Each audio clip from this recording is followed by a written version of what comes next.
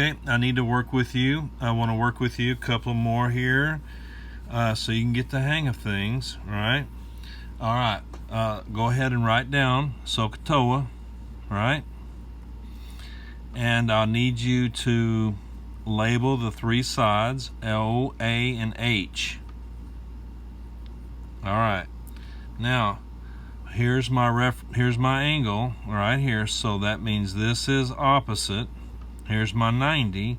We should have that understood, that this is hypotenuse and that this is A. Okay, if you'll get the O and the H understood, found, then the A falls right into place. You don't even have to worry about trying to memorize where A goes. Locate the angle that you're having to find, or the angle that you're given, and point to the opposite side.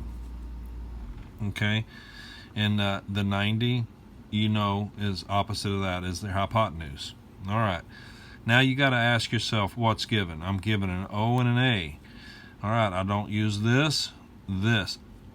I'm having to use this one. Okay, so tangent, and then put your X, don't forget the degree symbol, okay, is equal to O divided by A. So go pick up the O, 16 over 17, comma X, okay? Put that in the calculator.